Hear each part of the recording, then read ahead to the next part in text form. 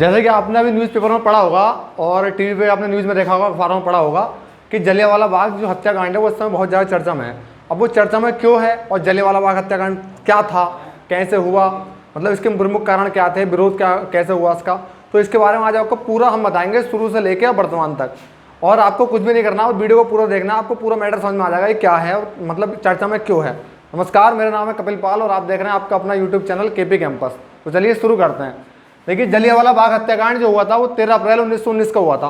अब इसे जानने से पहले हमें ये जानना होगा कि जलियांवाला बाग हत्याकांड हुआ क्यों, इसके कारण क्या थे। तो इसके प्रमुख कारणों में सबसे पहला जो प्रमुख कारण था वो था रोलेट एक्ट। अब रोलेट एक्ट के बारे में जानिए। रोलेट एक्ट एक कानून था जो ब्रिटिश सरकार द्वारा लाया गया था। अब इसकी स्थापना कब हुई थी कानून की, तो इसकी स्थापना हुई थी 18 मार्च 1919 को। और इसे इम्प्लीमेंट में कब लाया गया, यानी लागू कब किया गया, तो इसकी स्थापना के एक दिन बाद यानी कि 19 मार्च 2019 को इस कानून को जो है लागू किया गया संपूर्ण देश में। अब समझिए, ये क्वेश्चन पूछता है कि रोलेट एक्ट जो कानून लाया गया उसके अध्यक्ष कौन थे, तो इसके अध्यक्ष थे सर सिडनी रोलेट। इन्हीं के नाम पे इस कानून का नाम जो है रोलेट एक्ट पड़ा है। अब ये भी आप ध्यान रखना कि ये जो कानून है ये सेडिशन समिति की सिफारिश पर लाया गया था। अब सेडिशन समिति का गठन कब हुआ था, सेडिशन समिति का गठन हुआ था 10 सितंबर 1917 को। तो ध्यान रखना, अगर पेपर में पूछता है कि इसके अध्यक्ष कौन थे, इसके अध्यक्ष थे सर सिडनी रोलेट और समिति का नाम था सेडिशन समिति, जो कि 10 सितंबर 1917 को बनाई गई थी।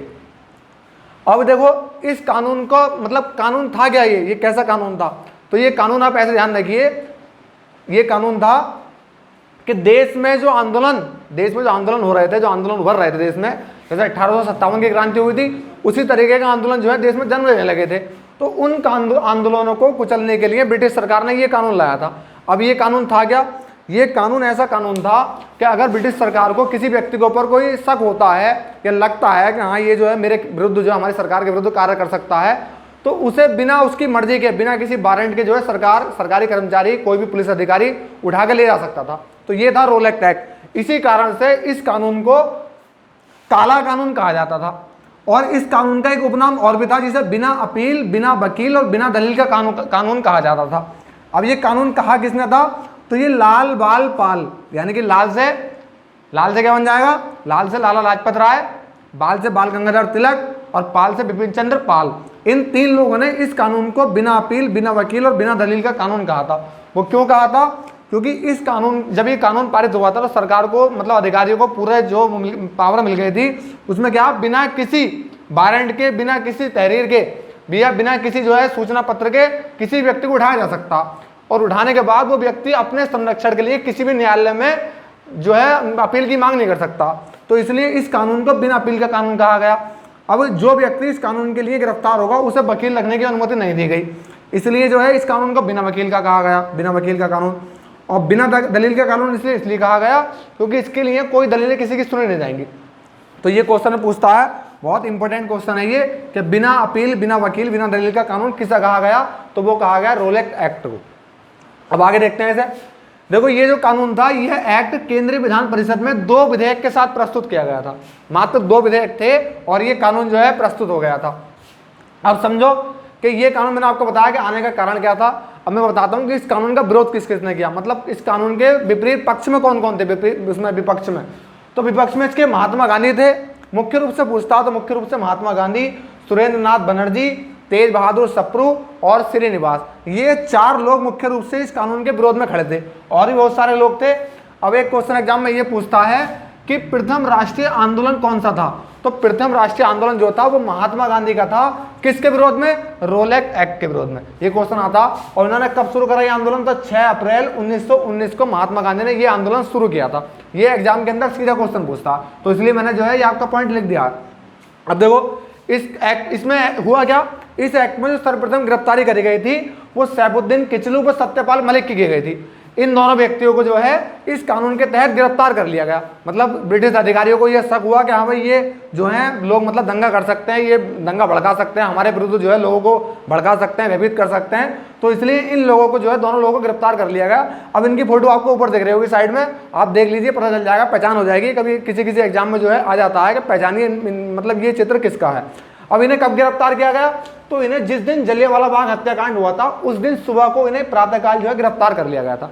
अब उनकी गिरफ्तारी के विरोध में कुछ लोग जो है सभा कर रहे थे। अब वो आगे बताएंगे हम कि सभा मतलब कौन कौन थे सभा में, कैसे कैसे हुआ। अब एक क्वेश्चन और ध्यान रखना कि स्टालिन शांति पुरस्कार पाने वाले जो प्रथम व्यक्ति थे उनका नाम था सैफुद्दीन किचलू। ये एग्जाम में पूछ चुका है एक बार। अब इन्हें कब मिला था ये पुरस्कार? तो ये पुरस्कार मिला था इन्हें 1952 में। अभी आगे बताता हूं आपको मैं। अब देखो, अब हम पढ़ेंगे कि जलियांवाला बाग हत्याकांड असल में है क्या, मतलब ये कहाँ हुआ, किसकी संपत्ति थी और किसने गोली चलाई, किसके आदेश से चलाई। देखो, जो जलियांवाला बाग हत्याकांड था वो था स्वर्ण मंदिर के निकट है ये जगह। और ये जगह कहाँ पर है? ये जगह अमृतसर पंजाब में है। अमृतसर एक जगह है जहाँ पर स्वर्ण मंदिर है, तो ये जगह अमृतसर कहाँ पर है? पंजाब में। अब क्या था, 13 अप्रैल 1919 को जब सैफुद्दीन किचलू और सत्यपाल मलिक की गिरफ्तारी करी गई सुबह के समय, तो उसके बाद जो है 13 अप्रैल 1919 को रविवार के दिन बैसाखी का मेला था। अब बैसाखी क्या होता है? बैसाखी एक पर्व होता है जो सिख लोग मनाते हैं। इसमें क्या होता है, इसमें रबी की फसल जब कट जाती है तो उस फसल के कटने की खुशी में लोग जो हैं अपना जश्न मनाते हैं, उत्सव मनाते हैं। तो ये उस दिन वो मेला था बैसाखी का। अब बैसाखी के मेले के दिन जब पता चला लोगों को कि जो है सैफुद्दीन किचलू और सत्यपाल मलिक की गिरफ्तारी के विरोध में एक सभा का आयोजन हुआ है जलियांवाला बाग में, तो लोग जो है उस सभा का समर्थन करने के लिए भारी संख्या में पहुंचने लगे। अमृतसर मंदिर से होकर दर्शन करके अमृतसर मंदिर के और जो है जलियांवाला बाग में जो है लोग पहुंचने लगे। अब वहाँ पे ध्यान रखो, ये क्वेश्चन पूछता है कि जलियांवाला बाग का जो मालिक था, मतलब जिस व्यक्ति की संपत्ति थी उसका नाम क्या था? तो उस व्यक्ति का नाम था जल्ली। जल्ली नामक व्यक्ति की संपत्ति थी। और असल में जल्ली नामक व्यक्ति से पहले संपत्ति किसकी थी?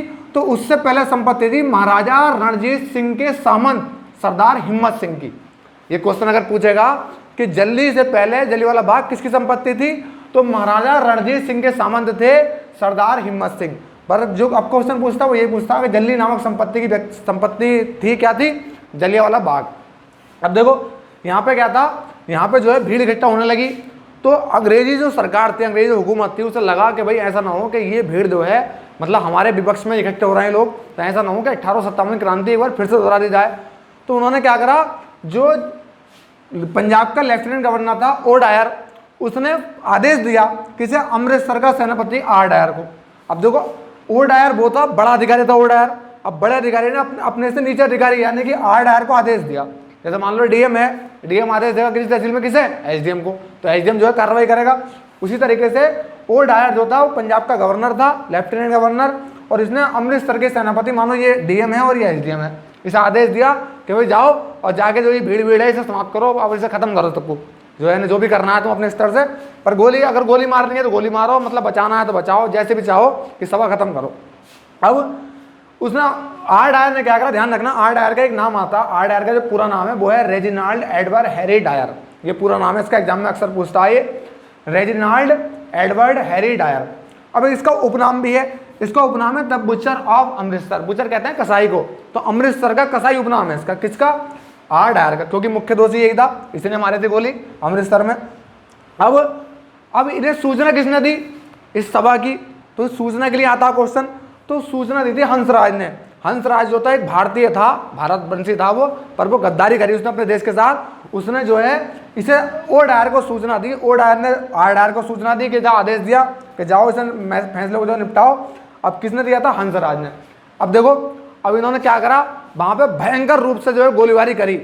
अब ध्यान रखना कि जब ओ डायर ने आर डायर को आदेश दिया था तो आर डायर को 4 घंटे का समय दिया था सोचने के लिए, ठीक है। डायर के नाम से आता है कि डायर के पास 4 घंटे का समय था, और अपने ऑफिस से जलियांवाला बाग यानी कि अमृतसर पहुंचने में उसके पास 1.5 घंटे का समय और था। यानी कुल मिला के उसके पास 5.5 घंटे थे। 5.5 घंटे में अगर वो चाहता तो पहले सूचना देके वहां से पब्लिक जा सकती थी, पर उसने ऐसा नहीं किया। अब एक इंटरव्यू में जनरल डायर ने कहा था, एक इंटरव्यू हुआ था उसके बाद कुछ समय बाद पत्रिका में प्रकाशित हुआ था ये, तो जनरल डायर ने कहा था कि मैं चाहता तो वहाँ पे गोलीबारी नहीं करता, बिना गोलीबारी के लोगों को मैं वहाँ से भगा सकता था, पर मुझे लगा कि अगर मैं गोलीबारी नहीं करूँगा तो जो लोग इस समय सभा में मौजूद हैं वो वापस आकर मेरी मजाक बनाएंगे, मेरा उपहास करेंगे, तो इसलिए मैंने गोलीबारी की वहाँ पर जाके। अब इसने क्या करा, जनरल डायर ने, बहुत पतली गली थी, पतली गली में लेके गया, ये अपने 90 सैनिकों को लेके गया, 90 सैनिकों को पतली गली में लेके गया। गली इतनी पतली थी कि 2 या 3 लोग जो है एक साथ चल सकते हैं, गली में इतनी पतली गली थी। और अपने साथ जो है ये 2 तोपे लेके गया था। पर वो तोपें जो हैं गली में जा नहीं पाई, मतलब गली में प्रवेश नहीं कर पाई, तो इसलिए उसने उन तोपों को बाहर छोड़ा और जो है 90 सैनिकों के साथ जो है गली के अंदर पहुंचा। अब गली के अंदर पहुंचने के बाद जो है इसने उन लोगों को बिना कोई वार्निंग दिए, बिना कोई सूचना दिए सीधे अपने सैनिकों को तैनात कर दिया। अब गली देखो, आपको दिखाई दे रही होगी गली किस टाइप की गली है ये, तो गली में जो है बिना मतलब लोगों को जो है सूचना दिए इसने भयंकर फायरिंग शुरू कर दी। उसमें जो है बच्चे, बुजुर्ग, बूढ़े, महिलाएं सब मारे गई बहुत बुरी तरीके से, मतलब इतना खून बहा था वहाँ पे कि वहाँ की मिट्टी अगर आप जाके देखोगे तो आज भी लाल है। तो ये सारा कारनामा किसका था? ये सारा कारनामा था जनरल डायर का। अब देखो इसमें कितने लोग हताहत हुए थे, इसमें जो हताहत हुए थे तो ध्यान रखना इसमें 90 सैनिक थे, 90 अंग्रेज सैनिक थे, और 90 अंग्रेज सैनिकों ने 10 मिनट तक 90 अंग्रेज सैनिकों ने 10 मिनट तक 1650 राउंड जो है गोलियां बरसाई थी। एक राउंड में जो है 6 गोलियां होती हैं और लगभग 10,000 के करीब इन्होंने जो है वहां पे गोलियां चलाई। और गोली का नाम आता तो गोली थी 3.03 मार्क की गोली थी। एक राउंड में 6 गोलियां होती हैं और 0.03 मार्क की गोलियां थी। उसमें कितने लोग मारे गए? तो जब ये घटनाक्रम हुआ, जब जनरल डायर ने गोली बरसाई, तो उसके बाद जो है समिति बनाई गई। पहले अंग्रेजों ने, ब्रिटिश सरकार ने अपनी समिति बनाई, तो ब्रिटिश सरकार की समिति के अनुसार जो है 200 लोग जो है घायल हुए थे और 379 लोगों की जो है मृत्यु हो गई थी, मतलब गोली लगने से वो मर गए थे। अब उसमें जिसमें 379 लोगों में कौन थे? देखो 379 लोगों में 337 लोग तो पुरुष थे, 41 लोग जो थे वो नाबालिग थे, बच्चे, मतलब जिनकी उम्र जो है उस समय 16 साल से कम थी, वो नाबालिग थे। और एक जो है उसमें 6 सप्ताह का एक नाबालिग बच्चा था, बहुत बच्चा, छोटा सा बच्चा था 6 सप्ताह का, तो वो बच्चा भी इसमें मृत पाया गया था। अब ये थी ब्रिटिश सरकार की रिपोर्ट। अब भारतीयों को लगा कि भाई इतना ऐसा नहीं हुआ, तो भारतीयों ने जो है अपनी कमेटी बनाई मदन मोहन मालवीय के नेतृत्व में। अब उस कमेटी ने अपनी रिपोर्ट पेश करी, तो उसने बताया कि इस नरसंहार में जो है लगभग 1300 लोग मारे गए, 1300 लोग मारे गए। और ध्यान रखना उसमें एक कुआं था, इसमें एक कुआं था। अब इतना भीषण नरसंहार करा था जनरल डायर ने कि लोग अपनी जान बचाने के लिए कुएं में कूदने लगे। और उसने क्या करा, जो संकरी गली थी, जो गली मैंने आपको दिखाई थी चित्र में, तो उस गली पे उसने अपने सैनिक खड़े कर दिए, उस गली का रास्ता बंद कर दिया। निकलने के लिए मात्र वही गली थी, बाहर निकलने के लिए और कोई रास्ता नहीं था, संकरी गली थी, तो उसने गली का रास्ता बंद कर दिया और लोगों पर अंधाधुंध भीषण फायरिंग करने लगा। और जो उन गोलियों के निशान आज भी आपको, अगर आप जाके देखोगे जलियांवाला बाग में, तो आपको गोलियों के निशान वहां पे ईंटों में मिलेंगे। अब देखो, अब इसमें क्या था, ये कुआं जो था, तो कुएं में लोग जब कूदने लगे, एक के ऊपर एक लोग जब कूदने लगे, गहरा कुआं था, तो बाद में पाया गया कि जब कुएं, मतलब जब इस हत्याकांड के बाद जांच हुई, तो 120 लोगों के सब तो कुएं से बरामद हुए, 120 लोगों के सब कुएं से निकाले गए। अब देखो जलियांवाला बाग में एक क्वेश्चन और आता है पेपर में, बता देता हूं मैं, पर उस क्वेश्चन को बताने से पहले जनरल डायर ने जो क्रूर हत्या करी है, जो क्रूर रूप से फायरिंग करी है, उसका दिल दुखा था भारतवासियों का। पूरे देश में जो है इसका जो है मतलब बुरी तरीके से विरोध हुआ। और सरकार ने क्या करा, अंग्रेज सरकार ने, कि इस मतलब उसके बाद, नरसंहार के बाद पूरे देश में मार्शल लॉ लगा दिया। अब मार्शल लॉ में क्या था, मार्शल लॉ में जैसे आजकल होता है कर्फ्यू लग जाता, उसी तरीके से मार्शल लॉ लगाया। अब मैंने जनरल डायर के लिए 2 पंक्तियां लिखी, मैं आपको बताना चाहूंगा। जितना भीषण नरसंहार जनरल डायर ने करा था, मतलब लोग जो है बुरी तरीके से त्राही हो गए थे, तो उन पंक्तियों ने मेरे हृदय को अभी तक जो है छत बिछत कर रखा। तो उन पंक्तियों, 2 पंक्तियां आपसे बताना चाहूंगा कि क्यों रंग दिया इस धरती को तूने, क्यों रंग दिया इस धरती को तूने लाल खून के छींटों से। ये लाइनें जो है जनरल डायर के लिए कह रहा हूं मैं, क्यों रंग दिया इस धरती को तूने लाल खून के छींटों से, क्या हृदय नहीं भयभीत हुआ तेरा, क्या हृदय नहीं भयभीत हुआ तेरा इन चित काटती चीखों से। अब देखो वहां पे जो नरसंहार हुआ था, तो उसमें जो है बच्चे तक, यानी कि 6 सप्ताह का एक बच्चा था, वो भी मृत पड़ा था। अब उन बच्चों के लिए, जो बच्चे बेचारे मारे गए, जो नाबालिग थे और बच्चे थे वो मारे गए, तो उन बच्चों के लिए मैंने 2 लाइनें लिखी हैं। क्या दोस्त था उन बच्चों का, क्या दोस्त था उन बच्चों का जो धरा पे मृत पड़े थे, हाथों में जिनके कठपुतली थी, आंखों में सजग सवेरा था, हाथों में जिनके कठपुतली थी, आंखों में सजग सवेरा था, कुछ के जीवन का तो वो पहला बैसाखी वाला मेला था, कुछ के जीवन का तो वो पहला बैसाखी वाला मेला था। मतलब कुछ बच्चे तो बेचारे ऐसे थे जो पहली बार अपने जीवन में, पहली बार मतलब बस 1 साल की आयु में पूरी नहीं कर पाए थे और बैसाखी का मेला देखने गए थे। तो उन बच्चों को भी जनरल डायर ने अपनी गोलियों का शिकार बनाया, उन बच्चों को भी नहीं छोड़ा। बच्चे, कुछ बच्चे तो गोलियों से मरे और कुछ बच्चे इतने छोटे थे कि भगदड़ में एक दूसरे के पैरों से कुचलकर मर गए। अब इस भीड़ में कुछ महिलाएं भी ऐसी थी, कुछ महिलाएं ऐसी थी जिन्होंने अभी कुछ समय पहले ही जो है नवजात शिशु को जन्म दिया था, और नवजात शिशु को जन्म देने के बाद जब उन्हें सूचना मिली कि सत्यपाल मलिक और सैफुद्दीन किचलू की गिरफ्तारी हुई है, तो वो भी उनका समर्थन करने के लिए जलियांवाला बाग में पहुंच गई। तो उन महिलाओं के लिए मैं 2 लाइनें कहना चाहूंगा। उन माओ का क्या दोष था, उन माओ का क्या दोष था जो भाग कुएं में कूदी थी, उन माओ का क्या दोष था जो भाग कुएं में कूदी थी, जिनके आंगन में आज सुबह नन्ही किलकारी गूंजी थी। अब देखो इसमें जो है, इस भीषण नरसंहार में महिलाएं जो थी, मतलब जो अभी जन्म दे के आई थी बच्चों को, वो महिलाएं भी थी। कुछ भाई ऐसे थे जो अपनी बहन की शादियां छोड़ के आए थे, कुछ भाई ऐसे थे जो अपनी माँ को घर में अकेला छोड़ के आए थे। तो वो भाई जो अपनी बहन को छोड़ के आए थे, बहन की विदाई थी सुबह में, रात में बहन की विदाई थी, और सुबह में भाई जो है, भाई ने सोचा कि चंद घंटे बाद बहन की विदाई करूंगा, पहले अपने देश के लिए जंग जीत के आता हूं मैं। तो उन भाइयों के लिए 2 पंक्ति कहना चाहूंगा मैं। क्या दोस्त था उस भाई का, क्या दोस्त था उस भाई का जिसकी बहन की आज विदाई थी, क्या दोस्त था उस भाई का जिसकी बहन की आज विदाई थी, बरसों बाद कहीं जाकर जिस आंगन में खुशियां आई थी, बरसों बाद कहीं जाकर जिस आंगन में खुशियां आई थी। अब जनरल डायर ने कुछ नहीं देखा, बस उसे अपनी तानाशाही दिखी और उसने जो है आके भीषण रूप से नरसंहार करना शुरू कर दिया। अनाधुन गोलियां चलाई, ना बच्चे देखे, ना महिलाएं देखी, ना बुजुर्ग देखे, सब पे उसने गोली चलाई। तो उस जनरल डायर को मैं धिक्कार देता हूं और 2 लाइनें उसके लिए कहता हूं मैं अंत में। तेरे वजूद पर डायर इस धरा, तेरे धिक्कार तेरे वजूद पर डायर इस धरा को सदा रहेगा, धिक्कार तेरे वजूद पर डायर इस धरा को सदा रहेगा। किसी को क्या पता था कि तू क्रूर कायर नियति भीड़ पर गोलियों की वर्षा करेगा, नियति भीड़ पर गोलियों की वर्षा करेगा। अब आज लगभग 100 साल बाद, 100 साल लगभग पूरे हो चुके हैं जलियांवाला बाग हत्याकांड को। अब ब्रिटिश सरकार ने अभी तक अपने औपचारिक रूप से इसके लिए माफी नहीं मांगी है। कुछ आए हैं अधिकारी, मैं आपको बताऊंगा कि इन्होंने आके जो है खेद व्यक्त किया है, पर ब्रिटिश सरकार ने अभी तक औपचारिक रूप से इसके लिए माफी नहीं मांगी है। हमारी रणनीति इतनी मजबूत है, मैं चाहूंगा हमारे प्रधानमंत्री इसमें कुछ कदम उठाएं और ब्रिटिश सरकार को मजबूर करें कि वो आकर जो है इसकी घटना को, मतलब जो इसका घटना स्थल है उसे आके देखे और देख के जो अपना दुख जताए, औपचारिक रूप से अपने जो शहीद हैं उन शहीदों के परिवार में जाके माफी मांगे। अब देखो ये था। अब ध्यान रखना, जलियांवाला बाग में कुल 388 लोग शहीद हुए, उनकी सूची है। परंतु अमृतसर के जो डिप्टी कमिश्नर का कार्यालय है, जहां पे डिप्टी कमिश्नर बैठते हैं, वहां पे 484 शहीदों की जो सूची लगी हुई है। ये क्वेश्चन सीधा एग्जाम में पूछता, तो इसे आप ध्यान रखना, अक्सर एग्जाम में पूछ लेता है। अब देखिए आप बढ़ते हैं आगे हम। अब देखो जो जांच समिति बनाई गई थी, अब जांच समिति में ध्यान रखना, वो उसका नाम था हंटर कमीशन। ठीक है, हंटर कमीशन किसके निर्देशन में थी? एडविन मॉन्टेग्यू के निर्देशन में। ठीक है, अब ये जो थे ना एडविन मॉन्टेग्यू, ये जो है ना तत्कालीन भारत सचिव थे। ये क्वेश्चन ही पूछता है कि जब तत्कालीन भारत सचिव, ठीक है, तो ये जो है हंटर कमीशन के जो है निर्देशन में इनकी हंटर कमीशन का गठन हुआ था, एडविन मॉन्टेग्यू, और ये उस समय भारत के सचिव थे। अब देखो ब्रिटिश सरकार ने क्या करा, अब जनरल डायर ने भीषण नरसंहार किया। अब ये पहुंचा ब्रिटिश सरकार के पास, मतलब भारत से चला गया लौट के, अंग्रेजों अपने पास चला गया, देश चला गया अपने। अब ब्रिटिश सरकार ने क्या करा, जनरल डायर की बड़ी वाहवाही अखबारों में उसके जो लेख छापे गए, उसकी जो है तारीफों के पुल बांधे गए कि बहुत अच्छा काम किया यहाँ पे।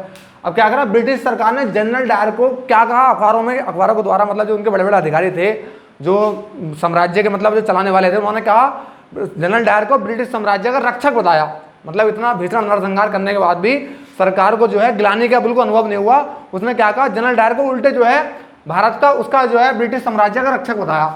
अब ब्रिटिश अखबारों ने क्या कहा, ब्रिटिश अखबारों ने डायर को ब्रिटिश साम्राज्य का शेर तक कह डाला कि डायर जो है ब्रिटिश साम्राज्य का शेर है, और मान की तलवार बताया उसे, और उसे उपहार स्वरूप जब वो पहुंचा तो उसे उपहार स्वरूप जो है तलवारें भेंट करी गई कि तुमने जो है बहुत अच्छा काम किया है।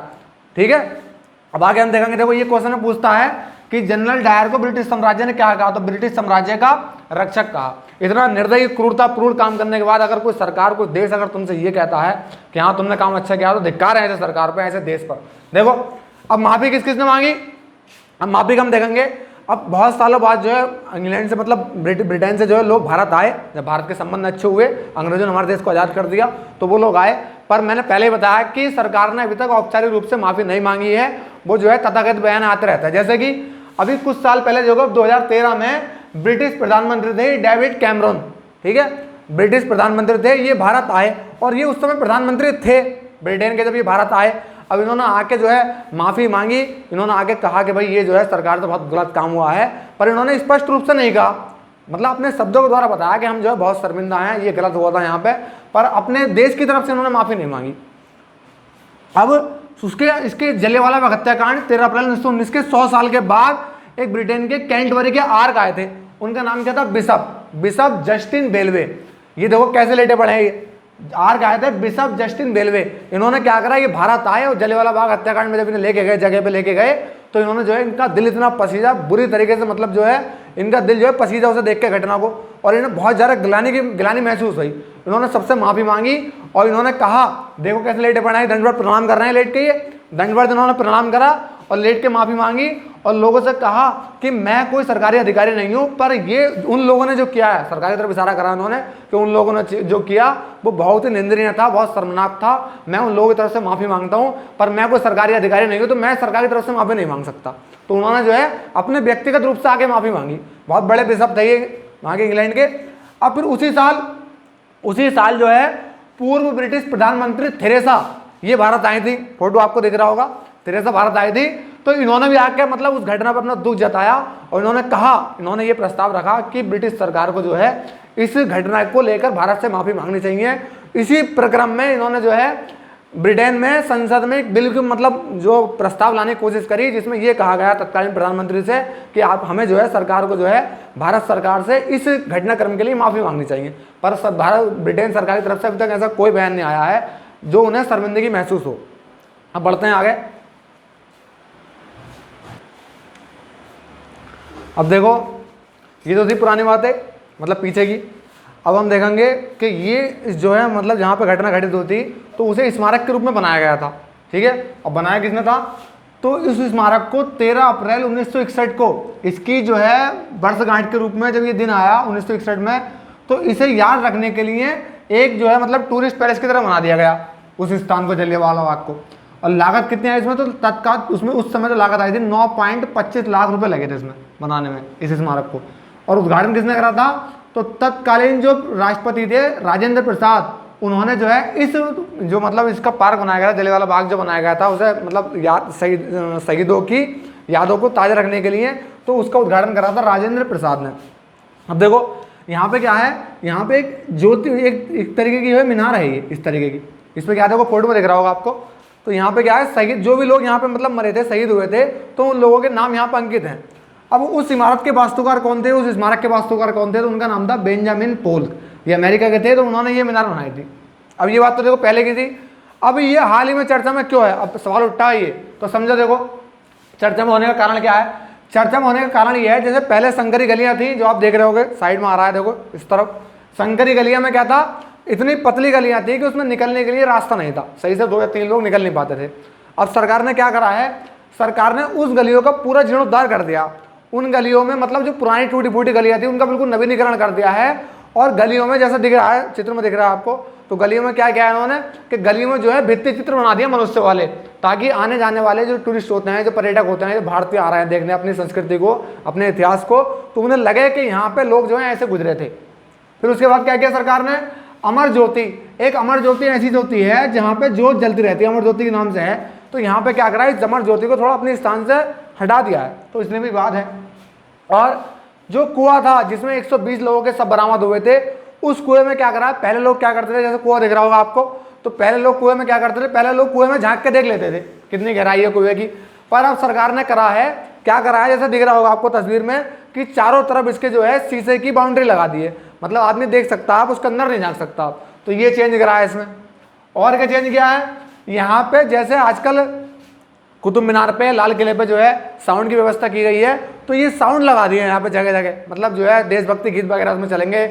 और क्या किया है, और लाइट लगाई है, लाइट के द्वारा जो है मतलब इसे सुशोभित किया गया। सरकार ने ये कदम किया है, अच्छे के लिए किया है ये। अब देखो इसमें जो है ना बहुत से लोगों ने इसका विरोध कर रहे हैं। अब विरोध में कौन कौन शामिल है मुख्य रूप से, तो विरोध में जो शामिल हैं, अभी भी ध्यान रखना आप कि इसका जो वर्चुअल उद्घाटन किया था वो नरेंद्र मोदी जी ने, हमारे प्रधानमंत्री जो हैं, उन्होंने 28 अगस्त 2021 को इसका जो है ऑनलाइन उद्घाटन किया, यानी वर्चुअल उद्घाटन किया, जिससे ये जो है राष्ट्र को समर्पित हो गया है। अब देखो इसमें आलोचना में कौन कौन है, आलोचना में एक तो किम वैगनर हैं, ये इतिहासकार हैं, इन्होंने जो है बहुत ज़्यादा आलोचना की है। इन्होंने कहा है कि नवीनीकरण का मतलब ये नहीं है कि किसी भी ऐतिहासिक घटना के पुराने रूप को जो है आप बदल दो, मतलब उसे खत्म कर दो, ऐसा कुछ नहीं होता। तो इन्होंने ये कहा। डॉक्टर हरीश शर्मा ये प्रोफेसर हैं, इन्होंने भी जो है इसमें मतलब बहुत सारे अपने बात रखे हैं कि भाई ऐसा नहीं होना चाहिए। सुनील कपूर ये जलियांवाला बाग युवा मोर्चा के जो है अध्यक्ष हैं, इन्होंने कहा है कि मतलब आलोचना करी है सरकार की, ऐसा नहीं करना चाहिए था, गलत काम है, जो है पुरानी धरोहर को नष्ट कर रही है सरकार। और राहुल गांधी ने जो है बहुत ज़्यादा आलोचना की है। पर ध्यान रखना, राहुल गांधी कांग्रेस के पूर्व अध्यक्ष थे, इन्होंने इसकी आलोचना की है। पर कांग्रेस के ही कैप्टन अमरिंदर सिंह जो कि वर्तमान में पंजाब के मुख्यमंत्री हैं, उन्होंने इसका पक्ष लिया है। उन्होंने कहा है कि हाँ ये काम जो है सरकार ने बहुत अच्छा किया, इसमें कोई बुरा नहीं है, और बाकी राजनीति से मेरा कोई मतलब नहीं है। ये आपको पता होगा कि काम अच्छा किया सरकार ने, बुरा किया है, आप कमेंट करके बताओ कि सरकार ने ये जो इसका जो जीर्णोद्धार किया है, ये काम अच्छा किया है या बुरा किया है। तो फोटो आप देख सकते हैं कि जो पहले काम हुआ है, जो पहले का मतलब जो पहले की इमेज है वो है, और जो वर्तमान वाली है वो, दोनों तुलना आप देख सकते हैं कि क्या क्या सरकार ने चेंज करा है। अब देखो ये आपका जलियांवाला बाग हत्याकांड पूरा हो चुका है। अब इसमें कुछ ऐसे महत्वपूर्ण पॉइंट हैं, जो इंपॉर्टेंट पॉइंट हैं, जो अक्सर एग्जाम में पूछता है, तो वो मैं आपको अलग से बता रहा हूँ वीडियो के लास्ट में, ताकि आपको याद रहे हो। जैसे कि देखो ये जनरल डायर जिसने जो इस नरसंहार का सबसे बड़ा उत्तरदायी था, तो उसका क्या हुआ बाद में, आप लोगों के मन में ये प्रश्न होगा। तो ध्यान रखना, हमारे देश के थे उधम सिंह उस समय छोटे थे जब ये जलियांवाला हत्याकांड 13 अप्रैल 1919 हुआ था, उस समय वो छोटे थे। और जब वो 21 साल बाद उन्होंने इस जो है मतलब नरसंहार का बदला जनरल डायर को गोली मार कर लिया। 21 साल बाद 13 मार्च 1940 को वो लंदन गए, और लंदन जाके पूछा कि बताओ जनरल डायर कहाँ, उन्होंने कहा कि वो है जनरल डायर, और उन्होंने अपने जेब से बंदूक निकाली और वहीं पे जनरल डायर को जो है शूट कर दिया। अब लोग उन्हें गिरफ्तार करना है, पुलिस आई गिरफ्तार करने, उन्होंने कहा कि मेरा उद्देश्य किसी को हानि पहुंचाना नहीं है, मेरा उद्देश्य बस इसे मारना है, इसने मेरे देश में आके नरसंहार किया था, मैं इसे ये दिखाना आया हूँ कि हम भारतीय किसी से कम नहीं है, हम जो है अपना बदला लेना जानते हैं। अब भारत को ये मैं इसे ये दिखाना आया हूँ कि भारत को किसी से कम ना आके। तो ध्यान रखना कि 13 मार्च 1940 को 21 साल के बाद उधम सिंह के मन में जो आग थी, जो बदला लेने की चिंगारी थी, उसने 21 साल के बाद उधम सिंह ने लंदन के कैक्सन हॉल में जाकर जनरल डायर को गोली मारकर अपना बदला लिया। उधम सिंह का फोटो आप देख रहे हैं, और आज को बहुत धाकड़ हमारे देश के योद्धा थे ये, जो विदेश में जाकर अपना बदला लेकर आए। अब देखो एक क्वेश्चन ये आता है कि जो हंटर आयोग का जो गठन किया गया था, हंटर कमीशन का, उसमें कितने सदस्य थे, उन सदस्यों के नाम पूछता है। तो ध्यान रखना, हंटर कमीशन के सदस्य थे, उनमें Lord Hunter, mister Rankin, mister Rice, sir George Barrow और सर थॉमस स्मिथ, ये अंग्रेज थे। Lord Hunter, mister Rankin, mister Rice, sir George Barrow, sir Thomas Smith, ये 5 अंग्रेज थे, और इसमें 3 भारतीय थे। 3 भारतीय कौन कौन थे? चिमनलाल बजाज, शीतलवाड़, साहबजादा सुल्तान और जगत नारायण। ये क्वेश्चन पूछता है कि हंटर आयोग में 3 भारतीयों में से इनमें से बताइए कौन सा हंटर आयोग में था, ये कौन सा नहीं था। 3 दे रहेगा, चौथा भिन्न होता। तो ये आता है एग्जाम में अक्सर पूछता, मोस्ट इंपोर्टेंट क्वेश्चन है ये। अब देखो ध्यान रखना कि ब्रिटिश सरकार ने जो ये इस मतलब जो 90 सैनिक थे और हंटर क्या बोलते हैं जनरल डायर को लगाकर जो 90 सैनिक थे, तो उनके बचाव में ब्रिटिश सरकार नहीं चाहती थी कि उनमें जो है किसी प्रकार की सजा हो, तो उनके बचाव में ब्रिटिश सरकार ने दोषियों को बचाने के लिए इंडोमिनिटी बिल पास किया था। ठीक है, ये क्वेश्चन आपने किताबों में शायद ना पढ़ा हो, मैं आपको बता रहा हूँ कि ब्रिटिश सरकार ने दोषियों को बचाने के लिए इंडोमिनिटी बिल पास किया था, ताकि जो है दोषी बच जाए, मतलब बरी हो जाए, सजा ना हो पाए उन्हें। अब देखो सबसे लास्ट पॉइंट है इसका कि इस नरसंहार के विरोध में हमारे देश के जो बड़े बड़े मतलब जो नाम थे, नामी गिरामी लोग थे, उन लोगों ने क्या किया। तो इससे दुखी होकर महात्मा गांधी ने अपने केसर हिंद, जो कि लॉर्ड हार्डिंग द्वितीय ने महात्मा गांधी को 1915 में उपाधि दी थी, लिखा है नीचे, लॉर्ड हार्डिंग द्वितीय ने 1915 में दी थी उपाधि। इस उपाधि को उन्होंने महात्मा गांधी ने इस हत्याकांड के विरोध में दुखी होकर वापस कर दिया। अब एक क्वेश्चन ये है कि जुलू युद्ध पदक और बोर पदक, ये दोनों पदक भी महात्मा गांधी को मिले थे, जो कि किसी किताब में आपने शायद ना पढ़ा हो तो अच्छी बात है। तो जुलू युद्ध पदक और बोर पदक भी जो है महात्मा गांधी ने इस घटनाक्रम से दुखी होकर वापस अंग्रेज सरकार को कर दिए थे। जमनालाल बजाज ने राय बहादुर की उपाधि से मतलब वापस दे रही सरकार को कि आप रखो अपनी उपाधि, ये मुझे नहीं चाहिए, अगर देश के साथ ऐसा नरसंहार करोगे आप तो हमें ऐसी उपाधि की कोई आवश्यकता नहीं है। शंकर नारायण ने जो तत्कालीन वायसराय थी, तो वायसराय की कार्यकारिणी परिषद से तुरंत इस्तीफा दिया, सुनकर के यहाँ जलियांवाला बाग हत्याकांड हुआ है, तो उन्होंने शंकर नारायण ने वायसराय की कार्यकारिणी परिषद से तुरंत अपना इस्तीफा दे दिया अंग्रेजी सरकार को। और रविन्द्रनाथ टैगोर ने नाइटहुड की उपाधि नाइटहुड की उपाधि बहुत बार क्वेश्चन पूछता है पेपर में कि नाइटहुड की उपाधि किसे मिली थी, तो रविन्द्रनाथ टैगोर को मिली थी। रविन्द्रनाथ टैगोर ने सत्याकांत से दुखी होकर नाइटहुड की उपाधि अंग्रेज सरकार को वापस कर दी। ये सारे वो पॉइंट वो है मैंने वीडियो के लास्ट में आपको इसलिए बताए हैं क्योंकि ये जो है बहुत ज़्यादा महत्वपूर्ण है। सारे क्वेश्चन इनमें अक्सर बार हजारों बार हर पेपर में पूछता है, किसी न किसी रूप में पूछ लेता है, तो इसलिए मैंने जो है इन आपको वीडियो के लास्ट में बताया। आई होप कि आपको वीडियो पसंद आया होगा। अगर वीडियो पसंद आए तो चैनल को लाइक करें, सब्सक्राइब करें, और जो लोग अपने घर से तैयारी कर रहे हैं खासकर उन लोगों के लिए, और ये वीडियो उन लोगों के लिए भी है जो तैयारी नहीं कर रहे हैं। अपना देश के बारे में सब लोगों को पता होना चाहिए। तो इसी प्रकार प्यार देते रहिए। मिलते हैं नेक्स्ट वीडियो में। जय हिंद।